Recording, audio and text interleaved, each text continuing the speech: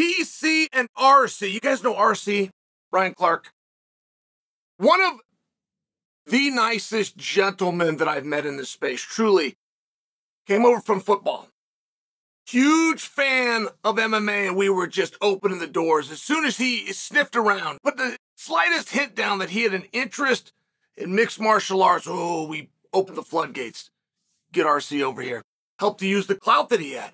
Helped to use the name and the recognition and the credibility that he brought with it to get over to MMA. Well, he goes out. You guys love him. Very hard space to break into. Boom. Hosting or co-hosting a show with the big bear Daniel Cormier. And Ryan Clark came under some fire because he was very critical of the 135-pound title match that we just saw. And Ryan went as far as to say, look, if this is a world title fight, if that is the best that we have, then we need to give a real good look to saying goodbye to the division.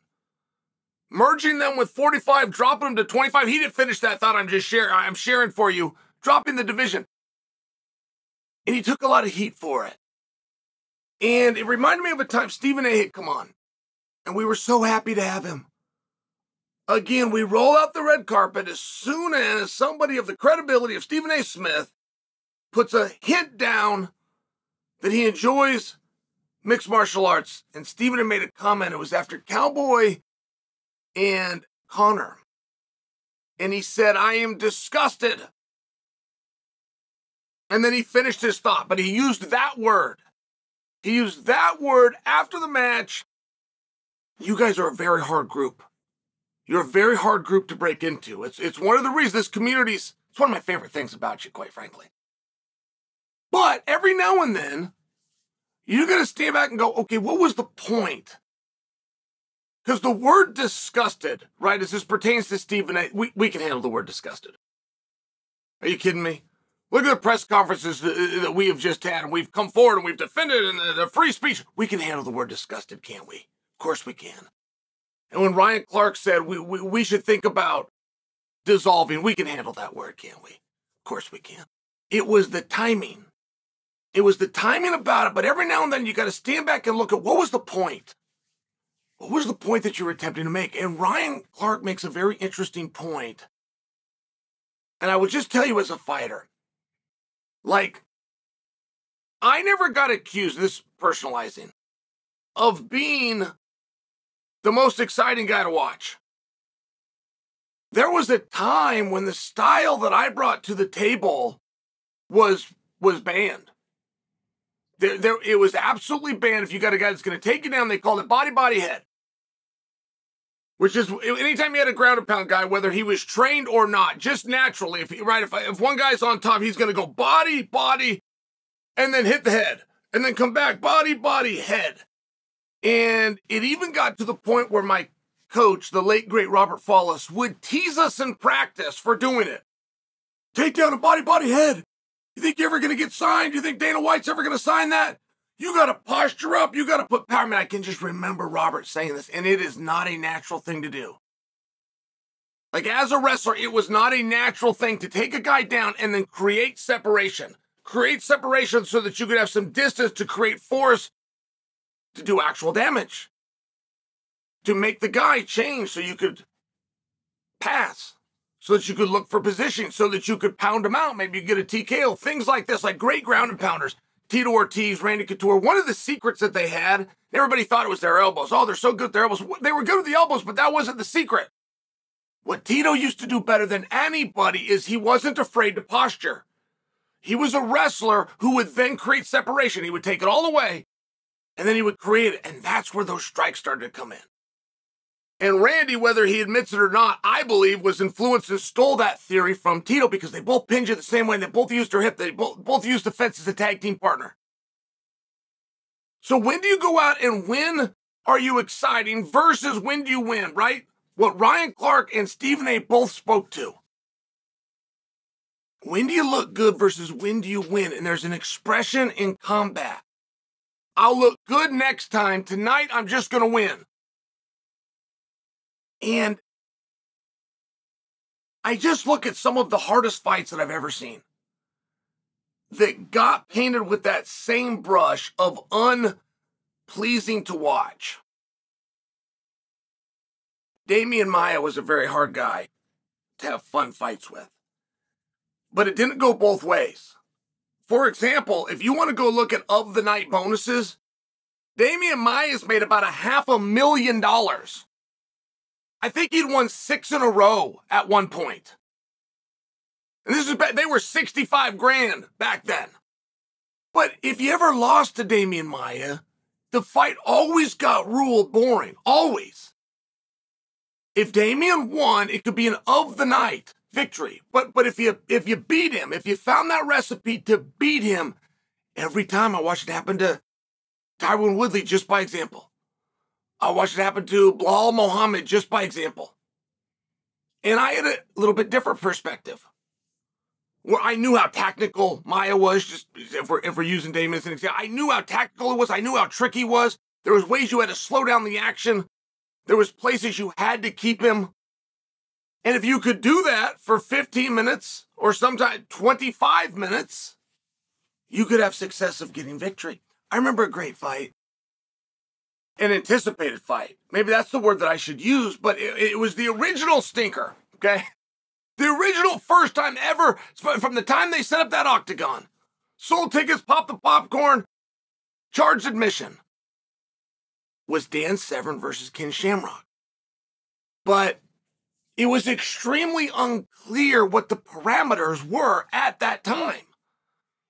I mean, it was being advertised, no judges, no rules, no time limits.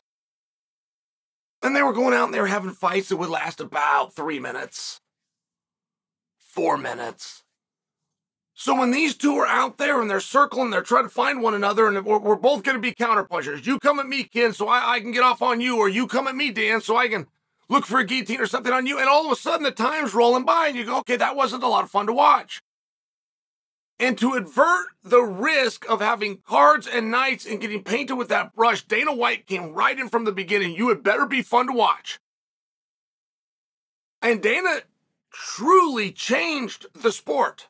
I mean, I will just tell you that from a guy that was in the practice room back then. What we used to practice and what we used to do, right? We all show up at 3 o'clock every day and we put on the big gloves or the little gloves, but what can practice would consist of for the next 90 minutes changed when Dana said, you better be fun to watch. You had better be exciting. What's that mean? What does that mean? It wasn't the most information. You got to knock him out. You got to submit him. It wasn't stated at that time. You've got to be exciting. So I'm just sharing for you.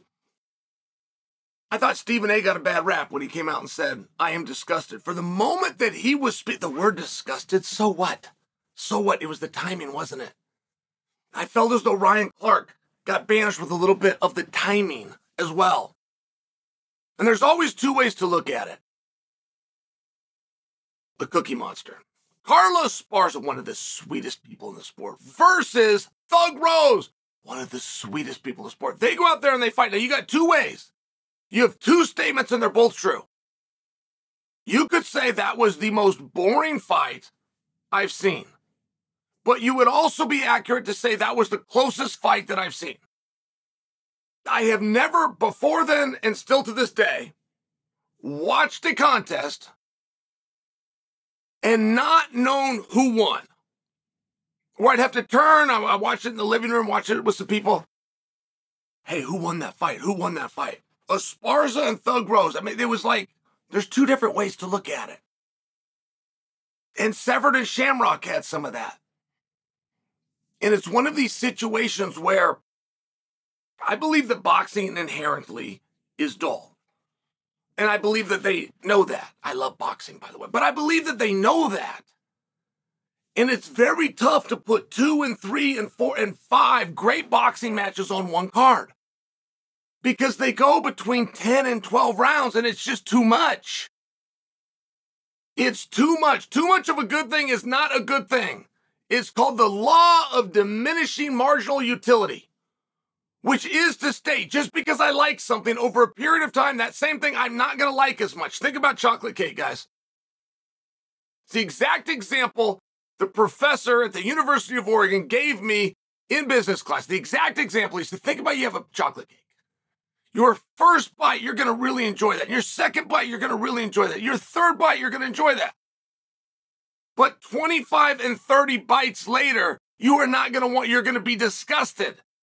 The exact same thing that you thoroughly enjoyed, if you do too much of it, oh God, the last thing in the world you're going to want is a piece of that cake. And I just bring that to your attention. I'm not ready to say that Pennington wasn't fun to watch. I'm not ready to say that Bruno wasn't fun to watch, but every now and then you end up in those situations. Every opponent that Damian Maia ever had, if you took your eye off that ball, I had a teammate, Matt Horwich. It was the same deal. There was ways to beat him. If you studied him and you did your homework, there was a path. There was a path that you could at least go out and pursue. But Matt Horwich went on to be the world champion because too few guys actually sat down, found that path, and then even once you identify it, going out and executing, it's a whole nother thing. And I just want to bring to your guys' attention, nobody's calling for somebody to be fired, even if it sounds like that. And nobody's calling for somebody to be demoted on a card, even if it sounds like that. Those kinds of words and verbiage we can handle within this space, but it doesn't lie. How do I avoid having it said about me? How do I be exciting? How do I not do what the late, great Robert Falls would call body, head? I don't have the answer, by the way. Of all the adages and analogies that you can come up with, I still subscribe to I'll look good next time. Tonight, I'm just going to win.